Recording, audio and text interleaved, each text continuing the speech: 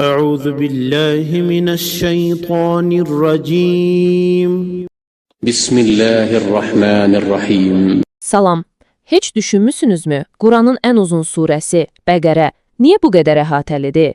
Bu sadəcə bir-birinin ardınca gələn ayələr yığımı deyil, yox. Bu əslində imandan tutmuş, gündəlik həyatımıza, cəmiyyət qaydalarına qədər hər şeyi əhatə edən bir növ həyat planıdır. Gəlin elə birlikdə bu möhtəşəm surənin dərinliklərinə enək və görək bizə nələr deyir. Bəqərə surəsinin başlanğıcı, bilirsiniz, çox təsirlidir. Heç bir tərəddüd etmədən, uzun-uzadı girişlər vermədən birbaşa mətləbə keçir. Elə ilk cümləsi ilə öz gücünü ortaya qoyur. Bu, içində heç bir şübhə olmayan kitabdır. Və dərhalda kimin üçün olduğunu deyir. Bu kitab təkcə oxumaq üçün deyil, həyatında həqiqi bir yol axtaranlar, yəni müttəqilər üçün bir rəhbərdir. Yaxşı, bu nəhəng surəni daha yaxşı anlamaq üçün gəlin onu 5 əsas hissəyə bölək. Öncə bu rəhbərliyin kimin üçün olduğuna baxacağıq. Sonra peyğəmbərlərin hekayələrindən hansı dərsləri çıxara biləcəyimizi öyrənəcəyik. Daha sonra imanlı bir cəmiyyətin necə qurulduğuna nəzər salacağıq. İnanc yolundakı çətinlikləri müzakirə edəcəyik və sonda surənin tam mərkəzinə, onun ürəyinə səyahət edəcəyik. Gəlin başlayaq. İlk mövzumuz bu rəhbərlik əslində kimin üçündür? Bəqərə surəsi elə əvvəldəcə insanları sanki 3 qrupa ayırır. Yəni, bu ilahi mesaja kimin, necə reaksiya verdiyini göstərir və beləcə hidayətin kimə nəsib olacağını aydınlaşdırır. Və burada qarşımıza çox kəskin bir mənzərə çıxır. Baxın, bir tərəfdə qeybə, yəni görmədiklərinə inanan, namazını qılan, sədəqəsini verən səmimi möminlər var. O biri tərəfdə isə tam əksi. Biz də inandıq deyirlər, amma əslində qəlblərində bir xəstəlik var və elə bilirlər ki, Allahı aldada bilərlər. Surə bu iki qrupu çox aydın şəkildə qarşı-qarşıya qoyur. Yaxşı, bəs bu müttəqilər sözü nə deməkdir? Bu rəhbərlik kimlər üçündür? Bu sadəcə quru-quru qaydalara riayət etmək deyil, əsla. Təsəvvür edin ki, hər an, hər saniyə Allahın sizi gördüyünü, onun nəzarətində olduğunuzu dərk edirsiniz. Bax, müttəqi olmaq budur. Yəni, daimi bir Allah şuuruyla yaşamaq, pislikdən çəkinmək və bu ilahi rəhbərliyə canla başla tabi olmaqdır. İndi isə gəlin, keçmişə səyahət edək. Çünki bilirsiniz, haradan gəldiyimizi bilmədən kim olduğumuzu tam anlaya bilmərik. Bəqərə surəsi də məhz bunu edir. O bizə sadəcə nağıl danışmır, yox. Keçmiş peyğəmbərlərin, fərqli-fərqli xalqların yaşadıqlarını gözümüzün önünə gətirir ki, biz bugündən dərs çıxaraq. Və təbii ki, hər şeyin başlanğıcı, Adəm peyğəmbərin hekayəsi. Amma bu sadəcə bir yaradılış hekayəsi deyil. Əslində, hər birimizin hekayəsidir. Fikir verin, bizə seçim azadlığı verilir. Biz bəzən səhv edirik, büdrəyirik. Amma ən vacibi nədir? Tövbə qapısı həmişə açıqdır. Bu, insanın səhv etmə potensialı ilə Allahın bağışlama lütfü arasındakı o əbədi, heç vaxt bitməyən hekayədir. Sonra surə bizi İsrail övladlarının uzun və çətin hekayəsini aparır. Bu, sanki bir xalqın imanla necə sınağa çəkildiyinin bir salnaməsidir. Düşünün, onlar möcüzələrlə xilas edilirlər, onlara rəhbərlik göndərilir, amma onlar nə edirlər? Dəfələrlə üsyan edirlər, nankorluq edirlər. Onların bu hekayəsi əslində bizim üçün çox güclü bir xəbərdarlıqdır. İlahi nemətlər qarşısında insan necə də unutqan ola bilir. Bütün bu peyğəmbər hekayələrinin mərkəzində isə bir nəfər var, İbrahim peyğəmbər. O, tək Allahlığın, yəni tövhidin simvoludur. Oğlu İsmail'la birlikdə Kəbəni inşa edən odur. Və ən əsası, o, Allaha tam təslimiyyətin, yəni sözün əsl mənasında İslamın canlı bir örnəyidir. Onun bu möhtəşəm mirası surənin ana xəttini təşkil edir. Yaxşı, keçmişdən bu qədər dərs aldıq. Bəs indi? İndi gələcəyi qurmağın vaxtıdır. Bəqərə surəsi də məhz bunu edir. Tarixi hekayələrdən sonra birbaşa praktikaya keçir və bizə ədalətli bir cəmiyyətin təməlini qoymaq üçün lazım olan qaydaları, qanunları təqdim edir, həm fərdi həyatımız üçün, həm də cəmiyyət olaraq. Və bu qanunların əhatə etdiyi sahələr həqiqətən də heyrətamizdir. Buradan aydın olur ki, İslamda iman sadəcə məscid divarları arasında qalan bir şey deyil. Evlilikdən ticarətə, borc alıb verməkdən tutmuş, məhkəmədə şahidliyə qədər. Həyatın demək olar ki, hər sahəsi üçün bir ilahi rəhbərlik var. Bu detallara diqqətin ən möhtəşəm nümunəsi isə 282-ci ayədir. Bilirsiniz, bu ayə bütün Qurandakı ən uzun ayədir və bütün bu ayə sadəcə bir mövzuya həsr olunub. Borc müqavilələri necə yazılmalıdır? Bir anlıq düşünün, bu cəmiyyətdə maliyyə şəffaflığına, dürüstlüyə, etibara nə qədər böyük önəm verildiyini göstərir. Əlbəttə, belə ideal bir cəmiyyəti qurmaq, iman yolunda sabit qalmaq heç də asan deyil. Həyat reallıqlarla doludur. Bəqərə surəsi də bunu görməzdən gəlmir. Əksinə, iman yolunda qarşımıza çıxan maneələri, istər daxilimizdəki vəsvəsələr olsun, istərsə də xarici çətinliklər çox açıq şəkildə ortaya qoyur. Bəlkə də imanın qarşısındakı ən böyük əngəl mənəvi təkəbbürdür, özünü başqalarından üstün görmək. Baxın, bu ayədəki iddiaya. Cəhənnəm odu bizə saysaq bir neçə gündən artıq toxunmaz ki. Bu cümlə insanın özünü necə aldada biləcəyini və ilahi ədaləti necə ciddiyə almadığını çox gözəl göstərir. Deməli, məsələ nədir? Surə bizə göstərir ki, iman bir restoran menyusu kimi deyil ki, istədiyini seçib, istəmədiyini kənara qoyasan. Ya Allahın bütün buyurduqlarına təvazökarlıqla təslim olursan, ya da öz nəfsinə, dünyəvi mənfəətinə uyğun gələn hissələri götürüb, qalanığı inkar edirsən. Əsas məsələ səmimi və bütöv bir təslimiyyətdir. İndi isə bütün bu hekayələrdən, qanunlardan, xəbərdarlıqlardan sonra gəlib çatırıq surənin tam mərkəzinə, onun ürəyinə. Bütün surənin teoloji yükünü, mahiyyətini özündə daşıyan tək bir ayəyə. Yaxşı, bəs bu qədər danışdığımız, bütün bu kainatın sahibi olan Allah kimdir? Bəqərə surəsi bu suala Quranın bəlkə də ən əzəmətli, ən güclü ayəsi ilə cavab verir. Onun hökmranlığını, qüdrətini təsvir edən o möhtəşəm ayə ilə. Bəli, Ayətül Kürsi, yəni taxt ayəsi. Allah, ondan başqa heç bir tanrı yoxdur, o əbədi yaşayandır, hər şeyi qoruyandır, onun kürsüsü göyləri və yeri bürüyür və onları qoruyub saxlamaq ona heç də ağır gəlmir, o ucadı böyükdür. Bu bir neçə cümlə Allahın bənzərsiz, hər şeyi əhatə edən varlığını o qədər güclü ifadə edir ki, bu əslində tək Allahlığın manifestidir. Bəs bu ayə bizə tam olaraq nə deyir? Deyir ki, Allah təkdir. Hər şey ona möhtacdır. Amma o, heç nəyə möhtac deyil.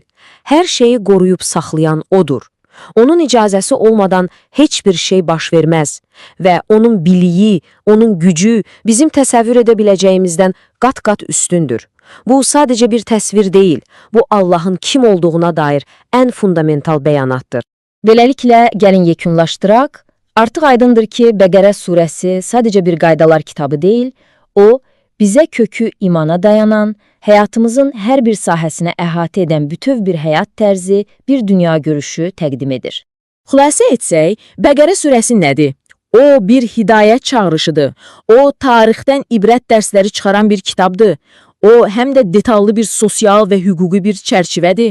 Allahın kim olduğunu bizə tanıdan güclü bir təsvirdir və ən əsası, səmimi və tam bir imana dəvətdir.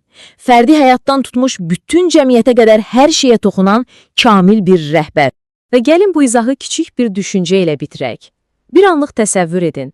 Əgər bir mətn sizin bütün həyatınız üçün, inancınızdan tutmuş iş həyatınıza qədər tam bir rəhbər olsaydı, onun içində nələrin olmasını gözləyərdiniz? Bəlkə də bu sualın cavabı hər birimizin həyatdakı o böyük axtarışının elə özüdür. Vaxt ayırdığınız üçün təşəkkür edirəm. Salamlayıram. Bu dəfəki araşdırmamız üçün açığı bizə çox samballı bir material təqdim etmişsiniz. Qurani Kərimin ən uzun surəsi olan Əl-Bəqərənin tam audio yazısı. Bu sadəcə bir mətin deyil, yəni əslində bütöv bir dünya görüşünü, tarixi və qanunları özündə birləşdirən bir okeandır. Bizim də missiyamız bu okeanda birlikdə üzərək onun əsas mövzularını, unudulmaz hekayələrini və, necə deyim, altda yatan əsas mesajlarını sizin üçün aydınlaşdırmaqdır. Gəlin görək bu dərin təhlildən hansı inciləri çıxara biləcəyik. Bu həqiqətən də çox maraqlı bir təhlil olacaq, çünki bu mətin birbaşa hökmlər verməklə başlamır. Elə ilk ayələrdən 3 fərqli insan tipinin psixoloji portretini çəkir. Və bu portretlər sonradan gələcək bütün hekayələr və qaydalar üçün bir növ açar rolunu oynayır.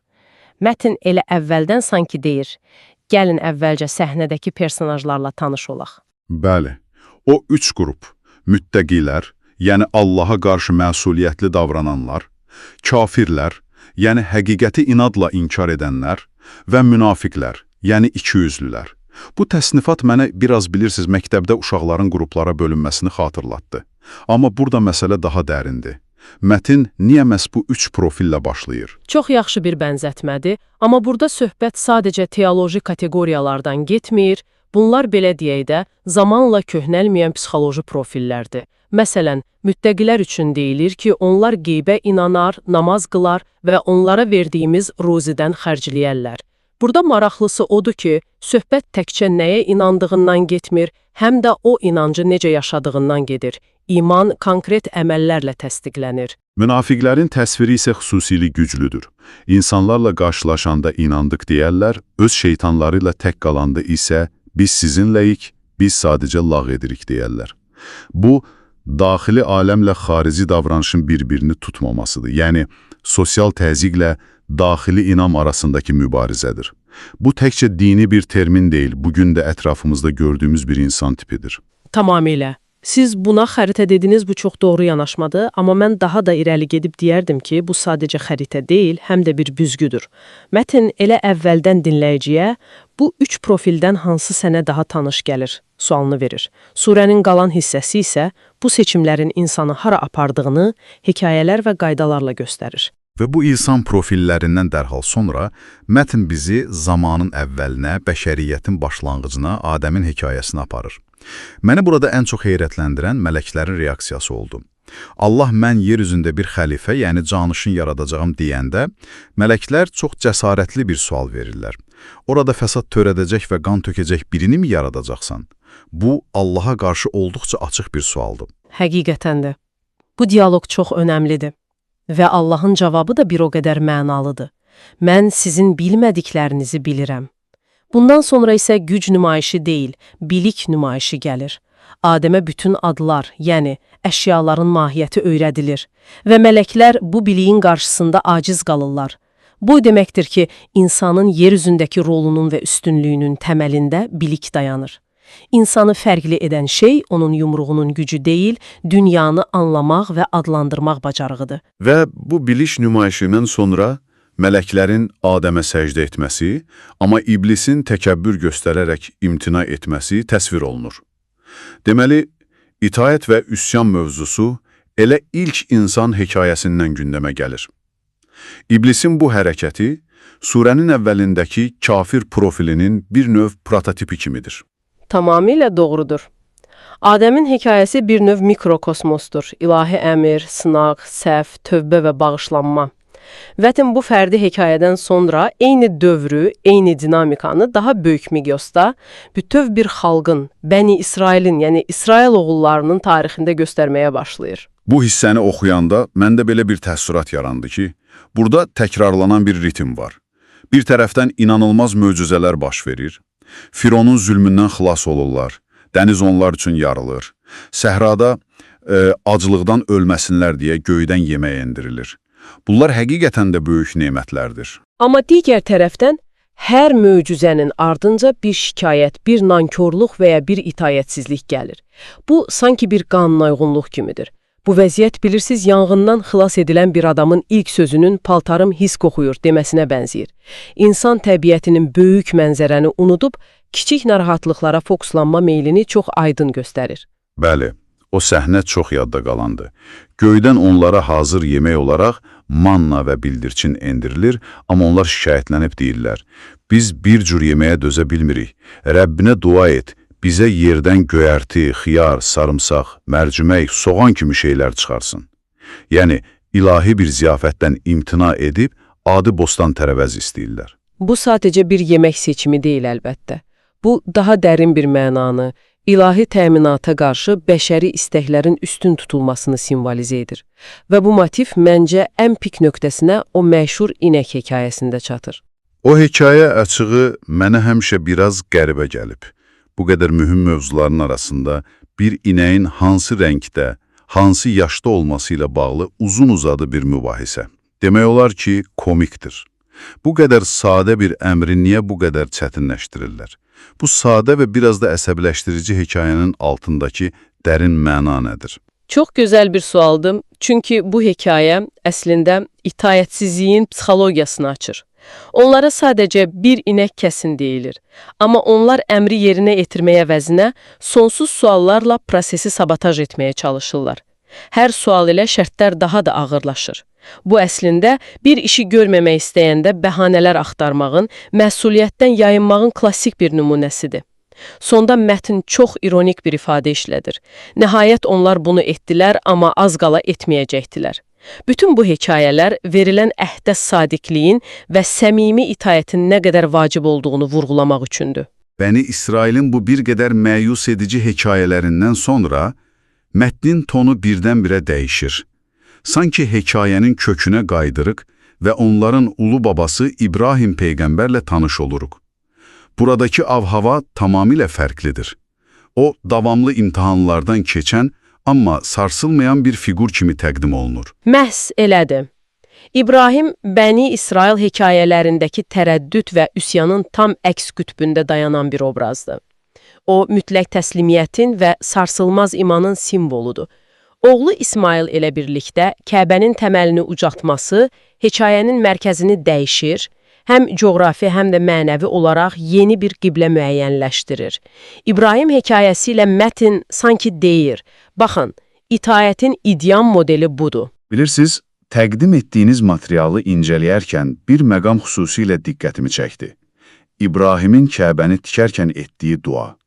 O, sadəcə öz ailəsi üçün deyil, gələcək nəsillər üçün dua edir və deyir, ey Rəbbimiz, onların içindən özlərinə sənin ayələrini oxuyan, onlara kitabı və hikməti öyrədən, onları təmizləyən bir elçi göndər.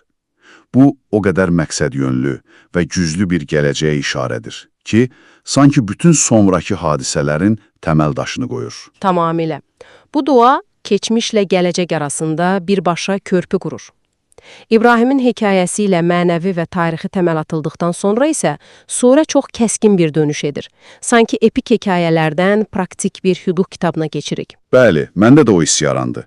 Bir an İbrahimin duasının mənəvi yüksəkliyindəsən, növbəti an isə oruc, boşanma, borc alıb vermə kimi gündəlik həyat qaydaları ilə qarşılaşırsan. Bu keçid biraz sərt deyilmi?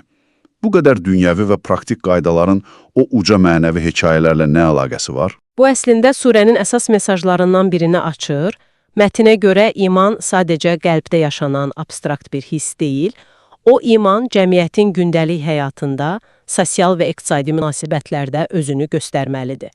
Qaydalar o mənəvi prinsiplərin praktikaya tökülmüş formasıdır. Məsələn, faiz, yəni riba ilə bağlı ayələrin sərtliyi buna misaldır. Allah alqı-satqını halal, sələmçiliyi isə haram etmişdir deyilir. Və bu əməli davam etdirənlərə qarşı Allahdan və onun elçisindən bir müharibə elan edildiyi bildirilir. Bu, iqtisadi ədalətin nə qədər fundamental bir prinsip olduğunu göstərir. Düşünün, surədəki ən uzun ayə nə namazdan, nə də teoloji bir mövzudan bəhs edir. Ən uzun ayə borc alıb verərkən bunun şahidlər qarşısında yazılı şəkildə sənədləşdirilməsi haqqındadır. Bu, inanılmaz dərəcədə praktik bir detaldır.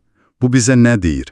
Bu bizə deyir ki, mənəvi cəmiyyətin təməlində etibar və şəffaflıq dayanır, insanlar arasındakı maliyyə münasibətlərinin ədalətli və aydın olması fərdi ibadətlər qədər vacibdir. Eynilə, boşanma ilə bağlı ayələrdə təkcə qaydalar yox, həm də qadınların maddi hüquqları, gözləmə müddəti, uşaqların əmizdirilməsi kimi çox incə detallar belə yer alır. Məqsəd, çətin anlarda belə ədaləti və insan liyaqətini qoruyan bir sistem qurmaqdır. Bütün bu qaydaların və hekayələrin arasında isə sanki bir anlıq nəfəs dərmək üçün mətin bizi mənəvi bir zirvəyə qaldırır. Ayətül Kürsi, yəni taxtac ayəsi. Bu, həqiqətən də kosmik bir perspektivə keçiddir. Allah, ondan başqa ilah yoxdur. O diridir, əbədidir. Onu nə mürgü, nə də yuxu tutar. Onun kürsüsü göyləri və yeri əhatə edir. Bu sözlərin gücü həqiqətən təsirlidir. Bəli. Bu ayə tək Allahlılığın, yəni monoteizmin mahiyyətini bir neçə cümlədə cəmləşdirir.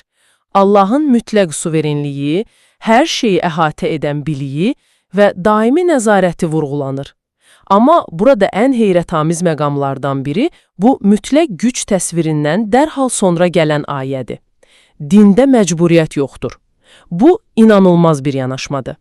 Mətn sanki deyir ki, mütləq gücə sahib olan varlıq insanlara seçim azadlığı verir. Əsl güc məcbur etməməkdir. Və surə başladığı kimi qəti təsnifatlarla deyil, çox insani və təvazökar bir dua ilə bitir. İmanın təməl prinsipləri bir daha təkrarlanır və sonra o məşhur dua gəlir. Həqiqətən də, o dua bütün surənin ruhunu özündə əks etdirir.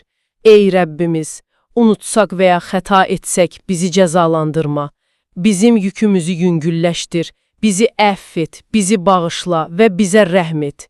Sən bizim mövlamızsan, kafir qövmə qarşı bizə yardım et. Bu, insanın öz acizliyini, səhv edə biləcəyini etiraf etməsi və ilahi mərhəmətə sığınmasıdır. Surənin əvvəlindəki o kəskin insan profillərindən sonra, sonda bu cür həssas bir yalvarışla bitməsi çox mənalıdır. Bu imanın həm də bir təvazökarlıq yolu olduğunu göstərir. Beləliklə, bu geniş mətni təhlil edərkən, gördük ki, o, insan psixologiyasının təhlili ilə başlayır, bəşəriyyətin ilk günlərinə səyahət edir, bütöv bir xalqın tarixi eniş yoxuşlarını göz önünə sərir, imanın ideal modelini təqdim edir və sonda gündəlik həyatı tənzimləyən detallı bir qanunlar məcmusu ortaya qoyur. Bütün bunlar bir-birini tamamlayaraq vahid bir mesaj formalaşdırır. Sizin üçün son bir düşüncə. Mətnin bu cür quruluşu, yəni əvvəlcə fundamental prinsipləri qoyması, sonra keçmişin təcrübələrindən nümunələr gətirməsi və nəhayət cəmiyyət üçün konkret qaydalar təqdim etməsi dinləyiciyə və ya oxucuya necə təsir etmək üçün düşünülmüş ola bilər? Bu struktur abstrakt inanclarla gündəlik həyatın konkret reallıqları arasında necə bir körpü qurur? Debatə xoş gəlmisiniz. Bugün biz Quranın ən monumental surələrindən biri olan Bəqərə surəsinin, necə deyim, ürəyinə səyahət edəcəyik. Bu surə o qədər genişdir ki, onun əsas məqsədinin nə olduğu həmişə müzakirə mövzusu olub. Bizim də bugünkü əsas sualımız budur.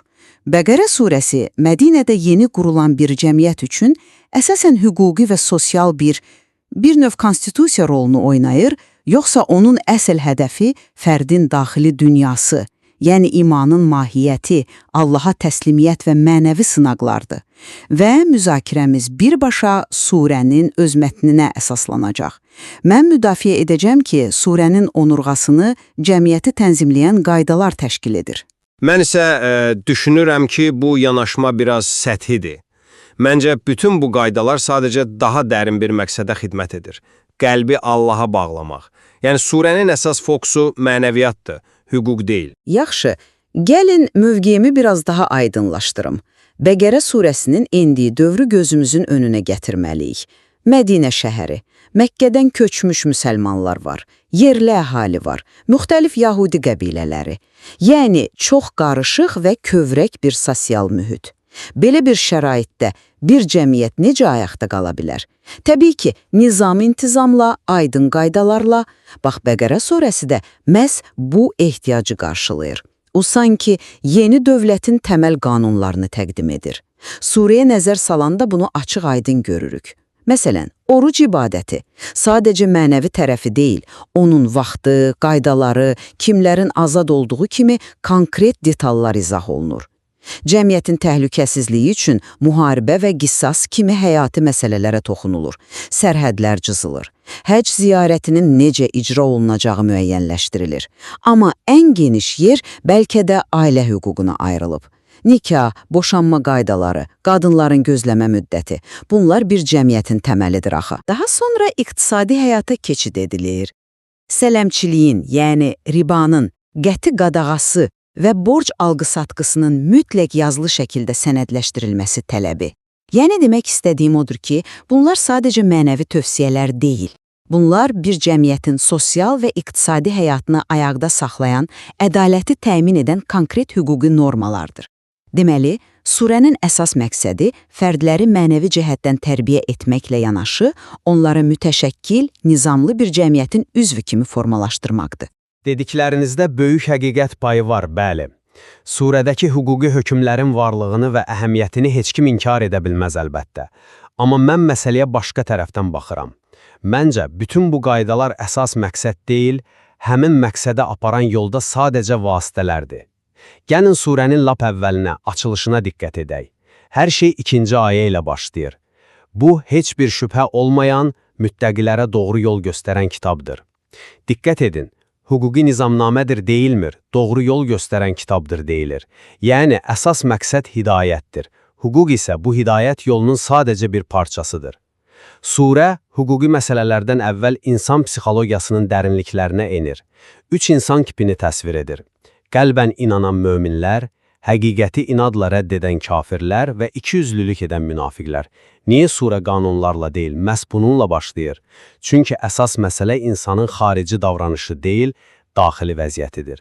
Sonra gələn peyğəmbər hekayələri, Adəm, İbrahim, Musa. Bunlar hüquqi presidentlər toplusu deyil axı.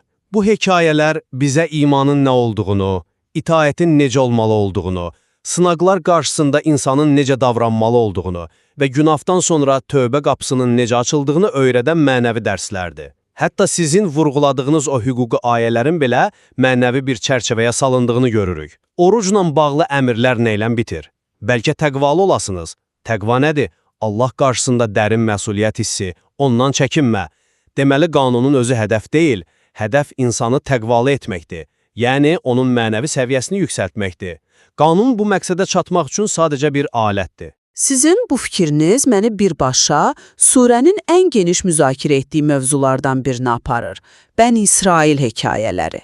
Surənin çox böyük bir hissəsi məhz onlara, yəni İsrail övladlarına həsr edilib və məncə bu təsadüfi deyil. Əksinə, mənim argumentimi gücləndirir. Bu hekayələr Mədinədəki yeni müsəlman icması üçün canlı bir dərsdir. Dərs nədən ibarətdir? İlahi qanunlara itaətsizlik göstərən, Allahla bağladıkları əhdi pozan bir cəmiyyətin aqibətinin necə acınacaqlı olduğunu göstərmək. Məsələn, o məşhur inək qurbanı hekayəsini xatırlayaq. Onlardan sadəcə bir inək kəsmələri istənilir. Amma onlar nə edirlər? Rəbbindən soruş, onun rəngi necə olsun, yaşı necə olsun, nə iş görmüş olsun, sonsuz suallar, tərəddüdlər, əmri yerinə yetirməkdən yayınma cəhdləri. Bu, yeni müsəlman icmasına birbaşa xəbərdarlıqdır. Allah bir əmr verirsə, onu sorğu-sualsız, tərəddüd etmədən yerinə yetirmək lazımdır. İlahi əmri öz suallarınla mürəkkəbləşdirməyin təhlükəsini göstərən hüquqi bir dərsdir bu. Bəni İsrailin səvi, qanunun ruhunu anlamaq əvəzinə onun formasında ilişib qalmaq idi.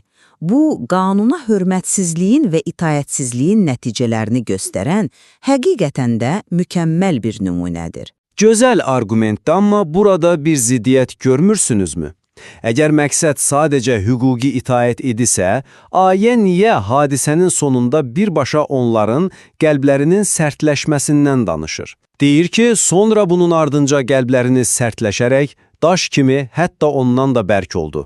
Deməli, problem onların hüquqi bir əmri gecikdirməsi deyildi. Problem daha dərində, qəlbin özündə idi. Onların qəlbi, necə deyim, korlanmışdı. Onlar qanunu pozmazdan əvvəl imanlarını, Allaha təslimiyyətlərini itirmişdilər. Unutmayaq ki, onlar Tur dağında Musanı gözləyərkən qızıldan bir buzov düzəldib, ona stayiş etdilər. Hətta peyğəmbərlərinə üst tutub Allahı açıq-aşkar görməyincə sənə inanmayacağıq kimi təkəbbürlü bir tələb irəli sürdülər. Bax, inək hekayəsi onların bu daxili təkəbbürlərinin, imansızlıqlarının və Allaha qarşı səmimiyyətsizliklərinin sadəcə bir təzahürüdür. Bu, hüquqi bir mübahisədən qat-qat dərindir. Onlar qanuna ona görə itaət etmədilər ki, qəlblərində təslimiyyət ruhu ölmüşdü. Surə bizə göstərir ki, iman olmayınca qanun sadəcə bir yükə çevrilir. Əsl məsələ hüquqdan daha fundamental bir yerdədir. İmanın özündə. Siz Bəni İsrailin itaətsizliyini qəlblərinin sərtliyi ilə əlaqələndirdiniz. Əslində, müsəlman ictimasının özü də buna bənzər bir sınaqdan keçdi və bu sınaq mənim iddiamı, yəni cəmiyyət quruculuğu məsələsini bir daha təsdiqləyir. Məsələn, qiblənin dəyişdirilməsi hadisəsi. Bu, son dərəcə konkret, ictimai və hüquqi bir aktdır. Müsəlmanlar əvvəllər qüdsə tərəf namaz qılırdılar. Sonra əmr gəlir və qiblə Kəbəyə, yəni Məkkəyə doğru dəyişdirilir. Bu nə deməkdir? Bu, yeni müsəlman ictimasını digər dini ictimalardan, xüsusilə də yahudilərdən fərqləndirən, onlara müstəqil bir kimlik verən təməl bir addımdır. Bir cəmiyyətin vahid bir istiqamətinin, vahid bir simvolunun olması, onun təşkilatlanması, birlik hissinin yaranması üçün həyati əhəmiyyət daşıyır. Bu, fərdi imandan daha çox, kollektiv kimliyin formalaşdırılması, cəmiyyətin simvolik mərkəzinin müəyyən edilməsi ilə bağlıdır.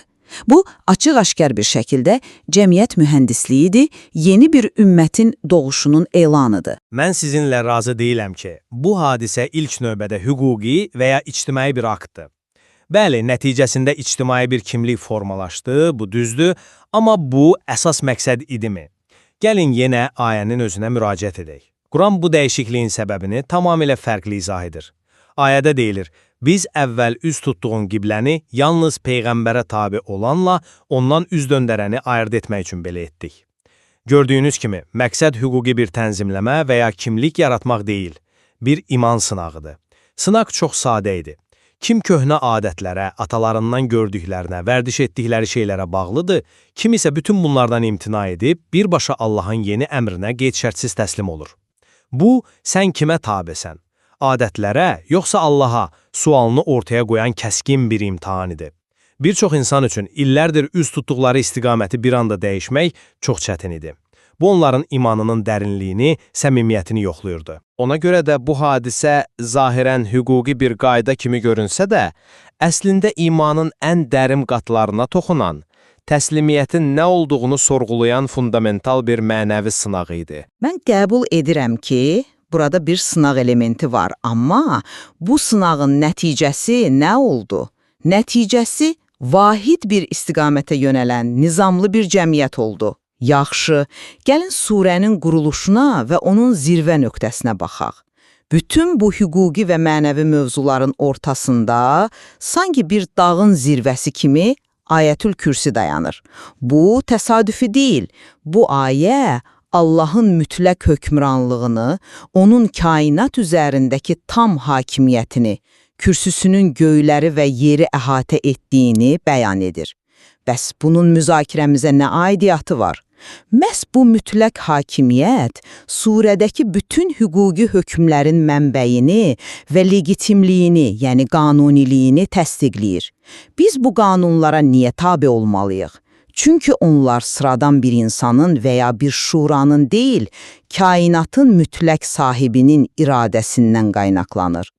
Ayətül Kürsi surədəki bütün hüquqi sistemin teoloji təməlidir. Qanunlar boşluqda yaranmır. Onların arxasında Allahın bu sarsılmaz iradəsi və hökmranlığı dayanır. Bu ayə bəyan edir ki, qanunverici Allahdır və buna görə də onun qanunları mütləqdir. Bax, mən bu məsələyə tamamilə fərqli bir pəncərədən baxıram. Ayətül Kürsi hüquqdan daha fundamental, daha əzəli bir mövzunu, Allahın zatını və sifətlərini təsvir edir. O, bizə qanunların mənbəyini göstərməkdən daha çox kimə iman etdiyimizi, kimə təslim olduğumuzu xatırladır. O, quru bir hökmdarı deyil, Əl-Hayyu, yəni əbədi diri olan, Əl-Qayyum, hər şeyi ayaqda tutan, Əl-Əliyyu, Əl-Azim, uca, əzəmətli olan Allahı təsvir edir. Bu, hüquqi bir bəyanatdan çox bir sevgi və heyranlıq etirafıdır. Və sizin tezinizi ən çox zəiflədən məqam surənin sonudur. Əgər Bəqərə surəsinin əsas məqsədi hüquqi bir nizamnamə təqdim etmək olsaydı, o yəqin ki, bu qaydaların bir xülasəsi ilə, yekun bir qanun maddəsi ilə bitərdi. Amma necə bitir? Tamamilə fərqli bir notda. Surə möhtəşəm bir iman manifesti ilə başa çatır. Peyğəmbər Rəbbindən ona nazil edilənə iman gətirdi, möminlər də. Onlar eşitdik və itaət etdikdilər. Bu, hüququn texniki icrası deyil, bu, qəlbin təslimiyyətidir. Və sonda hər şey acizanə, səmimi bir dua ilə yekunlaşır. Rəbbimiz, bizə gücümüz çatmayan şey yükləmə, bizi bağışla, bizə rəhm et. Bu sonluq. Bu surənin əsas mesajının qanunların texniki detalları deyil, iman, Allaha tam təslimiyyət, insanın öz acizliyini etiraf etməsi və sonsuz mərhəmətə sığınması olduğunu göstərən mükəmməl bir çərçivədir. Başlanğıc hidayət axtarışıdır, son isə iman və duadır. Hüquq isə bu ikisi arasındakı körpüdür, məqsədin özü deyil. Müzakirəmizi yekunlaşdırsaq, məncə aydın oldu ki, Bəqərə surəsindəki ailə, maliyyə, cəza və ibadət hüququna dair çoxsaylı və detallı hökmlər onun yeni formalaşan bir cəmiyyət üçün bir növ konstitusiya funksiyası daşıdığını inkar etməyi mümkünsüz edir. İman şübhəsiz ki, bu qanunların qəbul edilməsi üçün zəruri bir zəmindir, bunu qəbul edirəm, amma surənin əsas praktiki hədəfi Mədinə kimi mürəkkəb bir mühitdə nizamı təmin edəcək, ədaləti bərqərar edəcək və cəmiyyəti ayaqda tutacaq qaydaları təsis etməkdir. Qanunlar olmadan iman xaosa çevrilə bilərdi. Mənim xülasəm isə budur ki, bu müzakirədə gördük ki, surədəki hüquqi qaydalar onun daha geniş və fundamental mövzusu olan imanın sadəcə praktiki təzahürləridir. Onun bədənə bürünmüş halıdır. Surə əvvəldən sona qədər imanın tərifi, sınaqları, tarixi nümunələri və nəticələri üzərində qurulmuşdur. Əsas məqsəd quru bir hüquqi sistem yaratmaqdan daha çox, Allaha tam təslim olan, onun hər əmrini bir sınaq kimi görən və o əmrlərə qorxudan deyil, sevgi və təslimiyyətlə tabe olan bir qəlb və şuur formalaşdırmaqdır. Bəlkə də əsl məsələ hüquq və iman arasında seçim etmək deyil. Bəli, hər iki yanaşma Bəqərə surəsinin nə qədər çoxşaxəli və dərin bir mətn olduğunu bir daha göstərir. O, eyni anda həm fərdin daxili iman aləminə, həm də cəmiyyətin xarici, sosial quruluşuna müraciət etməyi bacarır. Bu həqiqətən də heyrətamiz bir tarazlıqdır. Tamamilə doğrudur. Bəlkə də surənin əsas dərsi budur ki, həqiqi iman özünü yalnız nizam-intizamlı, ədalətli bir cəmiyyətdə tam təzahür etdirə bilər. Əsl qanunsa ancaq dərin imana söykəndikdə məna kəsb edir. Yəni, biri olmadan digər ya quru bir adətə, ya da təməlsiz bir duyğuya çevrilir. Bu mətnin əsl dərinliyi də məhz onun bu iki qanadı mükəmməl şəkildə birləşdirməsindədir. Və şübhəsiz ki, bu materialda araşdırılacaq daha çox mövzu qalmaqdadır. Bugün bizə təqdim olunan material Bəqərə surəsinin tam sürətli qirayətindən ibarət bir YouTube videosudur. İlk baxışdan çox faydalı bir işdir. Yəni, bütün surə bir yerdə, xüsusilə təkrar etmək istəyənlər üçün. Amma videonun formatı. Bəli, formatı onun tədris və ya araşdırma məqsədi ilə istifadəsini demək olar ki, mümkünsüz edir. Mümkünsüz edir, hə. Materialın ən böyük problemi onun naviqasiyasının olmamasıdır. Yəni, video yekpare bir məzmun blokudur. Dəqiq. Təsəvvür edin ki, 2 saatdan uzun bir faylda konkret bir ayəni tapmağa çalışırsınız. Samanlıqda iynə axtarmaq kimi bir şey. Düzü mənim də başıma gəlib. Konkret bir ayə üçün dəqiqələrlə irəli geri çəkirsən. Bir yerdən sonra açığı adamın həvəsi ölür. Bezirsən, bəli, başqa videoya keçirsən. Yəni, dəyərli məzmun sırf təqdimatdakı kiçik bir problemə görə auditoriyasını itirir. Bəs bunu necə həll etmək olar? Yəni, o möhtəşəm səsə, qirayətə toxunmadan sadəcə istifadəçi təcrübəsini necə yaxşılaşdıra bilərik? Məncə həll yolu olduqca sadədir. Texniki cəhətdən də mürəkkəb deyil. Zaman damaqları, yəni timestamps. Məhz videonun təsvir hissəsinə interaktiv zaman damaqları əlavə etmək. Amma burada bir məqam var da, sadəcə 45.20 yazmaq yox. Hər birinin qarşısında qısa, aydın bir başlıq olmalıdır. Bəli, tamamilə razıyam. Məsələn, 45.20 ailə hüququ və boşanma hökmləri. Bax, bu funksionallığı kökündən dəyişər. Dəyişər əlbəttə. Artıq video bir növ interaktiv mündəricata çevrilir. İstədiyin mövzuya bir kliklə keçirsən. Gəlin elə birlikdə düşünək. Bu videonun potensial mündəricatı necə ola bilər? Bəqərə surəsi tematik olaraq çox zəngindir axı. Hə, məsələn. Başlanğıcda təbii ki 000 surənin başlanğıcı. Sonra deyək ki, bir neçə dəqiqə sonra 02:15 Adəmin yaradılışı və mələklərlə dialoq. Aha. Və ardınca o böyük blok 04:30 Bəni İsrail qövmünə müraciətlər. Və təbii ki, surəyə adını verən o məşhur hissə. İnək hekayəsi. 07:10 İnək hekayəsi. Bu mütləq olmalıdır. Əla. Hətta daha da detallı olmaq olar.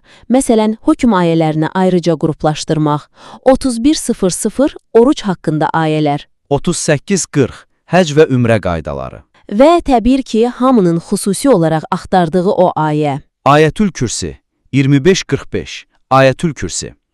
Bəli, bu videonu passiv dinləmədən aktiv bir araşdırma vasitəsinə çevirər. Bir tələbi üçün bu əvəzsizdir. Mütləq. Yəni video artıq dinləməli yox, istifadə edilməli bir alət olur. Yaxşı, bu birinci məsələ. Keçək ikinciyə. İkinci məsələ qiraətin özü ilə bağlıdır. Sürətli qiraət əladır, Amma 2 saat boyunca eyni temp, eyni ton yorucudur. yorucudur, bəli. Texniki cəhətdən qüsursuz olsa da, ruhən bir qədər mexaniki səslənir. Yəni, hekayə, dua və hökm ayələri arasında heç bir emosional fərq hiss olunmur. Hə, mən də eyni şeyi hiss etdim.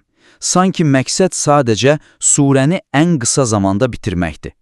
Amma sürətli qiraət emosiyasız qiraət demək deyil axı. Dəqiq. Quranın özündə bir musiqililik var, bir ritm var. Bu qiraətdə o ritm sanki itir. Bir müddət sonra səs sadəcə arxa fonda bir uğultuya çevrilir. Düzdür. Bəs həll yolu nədir? Axı məqsəd sürətli qiraətdir. Tempdə ciddi dəyişikliklər etsək, məqsəddən yayınarıq. Məncə, həll yolu radikal deyil, çox incə, demək olar ki, hiss olunmaz toxunuşlardadır. Mikrodinamika kimi bir şey. Yəni məqsəd yavaşlatmaq deyil, qiraətə nəfəs almağa imkan verməkdir. Əla ifadədir, mikrodinamika. Bəli, əsas tematik keçidlər zamanı cüzi dəyişikliklər etməkdən söhbət gedir. Konkret misal üzərindən baxaq. Məsələn, Adəmin hekayəsi bitir və tamamilə yeni uzun bir mövzu başlayır. Bəni İsrailə müraciət. Ya Bəni İsrailə zquru ayəsi. Məhz. O ayədən dərhal əvvəl cəmi yarım saniyəlik bir pauza. Bu, dinləyicinin beynində yeni bir fəslin başladığına dair güclü bir siqnal yaradar. Kitabı vərəqləmək kimi. Əla fikirdir. Hətta tonda da kiçik dəyişikliklər etmək olar. Məsələn, surənin sonundakı o məşhur dua ayələri. Rabbənə lə tuaxiznə. Bəli, o isə yalvarış məqamıdır. Ondan əvvəl isə daha çox hüquqi məsələlər gəlir. Qarı o dua ayələrini keçəndə tempini hiss olunmayacaq dərəcədə bəlkə cəmi 5% azaltsa. Və səs tonuna biraz daha səmimiyyət qatsa. Hə, biraz daha həzinlik. O hissənin bütün aurası dəyişər. Daha şəxsi bir atmosfer yaranar. Mükəmməl nümunədir. Və ya başqa bir misal. İbrahimin Kəbəni inşa etməsi. Çox təsirli səhnədir. Doğrudur. Qari o ayələri oxuyarkən səs tonunda cüzi bir istilik, bir qədər yüksəliş versə, hekayənin təsir gücü qat-qat artar. Dinləyici sadəcə eşitməz, o səhnəni yaşayar. Deməli, ikinci təklifimiz monotonluğu qırmaq üçün tematik keçidlərdə çox qısa pauzalar və məzmuna uyğun tempdə, tonda cüzi dəyişikliklər etmək. Məhz belə. Bu, qiraətin sürətli kimliyini qoruyur, amma onu canlı, nəfəs alan bir təcrübəyə çevirir. Və gəldik üçüncü, bəlkə də ən aşkar problemə. Vizual tərəf. Bəli, video YouTube kimi bir platformadadır, amma vizual olaraq demək olar ki, heç nə təklif etmir. Adətən belə videolarda statik bir şəkil olur. Düzdür. Bu, platformanın potensialından heç istifadə etməmək deməkdir. İnsanların fərqli öyrənmə üsulları var. Bəziləri görərək daha yaxşı qavrayır. Xüsusilə də ərəbcə oxumaqda çətinlik çəkən biri üçün mətni görmədən saatlarla dinləmək çox çətindir. Məna itir, səs sadəcə fon musiqisinə çevrilir. Vizual dəstək mütləqdir. Razıyam, amma burada incə bir tarazlıq var. Vizual elementlər qiraətdən diqqəti yayındırmamalıdır. Onu dəstəkləməlidir, kölgədə qoymamalıdır. Dəqiq. Bəs necə etmək olar? Məncə, ən effektiv və birbaşa həll yolu oxunan ayənin ərəbcə mətnini ekranda qiraətlə sinxron şəkildə göstərməkdir. Bu sadə amma çox güclü bir texnikadır. Həm qulaqla eşidirsən, həm gözlə izləyirsən. Tələffüzü öyrənmək, sözləri tanımaq üçün superdir. Hətta bunu bir addım da irəli apara bilərik. Sadəcə mətni göstərməklə qalmayaq. Necə yəni? Təsəvvür edin, qarib bir sözü tələffüz etdikcə həmin söz ekranda fərqli bir rənglə, məsələn sarı ilə işarələnir. Karaoke effekti kimi. Elə bir şey, bəli. Sürətli qiraətdə belə dinləyici hansı sözün tələffüz edildiyini asanlıqla izləyə bilir. Bu, diqqəti cəmləyir. Əla ideyadır. Hətta bununla videonun auditoriyasını da genişləndirmək olar. Məsələn, ərəbcə mətnin altında kiçik şriftlərlə tərcüməsi də sinxron getsə, Bu, ərəb dilini bilməyənlərin də məzmundan faydalanmasına imkan yaradar. Düzdür, ekran biraz yüklənə bilər. amma onu dizaynla həll etmək olar. Ya da daha yaxşısı, YouTube-un CC funksiyası ilə istəyən aktivləşdirər, istəyən söndürər, fərqli dillərdə. Bu, videonun dəyərini beynəlxalq səviyyəyə qaldırar. Bəs arxa fon? Statik şəkildən daha yaxşı nə etmək olar? Baxın, arxa fonuna çox ehtiyatlı olmaq lazımdır. Diqqəti yayındırma riski böyükdür. Mütləq. Hərəkətli, rəngarəng videolar olmaz. Qətiyyən. Amma məzmunla əlaqəli çox sadə, minimalist, simvolik təsvirlər olar. Məsələn, İbrahimin hekayəsi zamanı arxa fonda sadə bir Kəbə təsvirinin çox yavaş peyda olub sonra itməsi. Hə, bu mənanı dərinləşdirə bilər və ya təbiət ayələrində arxada çox yavaş hərəkət edən buludlar, sakitləşdirici bir görüntü. Məhz, əsas odur ki, bu vizual elementlər qışqırmasın, pıçıldasın. Deməli, üçüncü təklifimiz, statik şəkli oxunan ayəni sinxron izləyən mətnlə əvəz etmək, cari sözü vurğulamaq və minimalist arxa fon təsvirləri əlavə etmək. Bəli. Bu üç dəyişikliyin hamısı bir-birini tamamlayır. İnteraktiv zaman damğaları videonun skeletini kurur. Mikrodinamika ona nəfəs verir. Vizual elementlər isə onun simasını yaradır. Nəticədə eyni qiraət, amma tamamilə fərqli, daha zəngin bir məhsul ortaya çıxır. Bugünkü müzakirəmizi yekunlaşdırsaq, deməli, 3 əsas istiqaməti vurğuladıq. Birinci və ən əsası, videonun təsvir hissəsinə interaktiv zaman damğaları əlavə etmək. Təsviri başlıqlarla, bəli. Adəmin hekayəsi, Ayətül-Kürsü, hökm ayələri kimi. Bir qədər yavaşlatmaq. Yəni o incə dinamik dəyişikliklər. Və nəhayət, üçüncüsü, pasiv dinləməni aktiv izləməyə çevirmək üçün oxunan ayələri ekranda sinxron göstərmək. Hətta cari sözü fərqli rənglə vurğulamaqla. Bu təkliflərin hər biri videonun əsas məqsədinə xidmət edir, eyni zamanda onun dəyərini və təsirini əhəmiyyətli dərəcədə artırır. Bu dəyişiklikləri tətbiq etdikdən sonra materialınızı yenidən nəzərdən keçirmək və daha dərin təhlil aparmaq üçün bizə göndərməkdən çəkinməyin.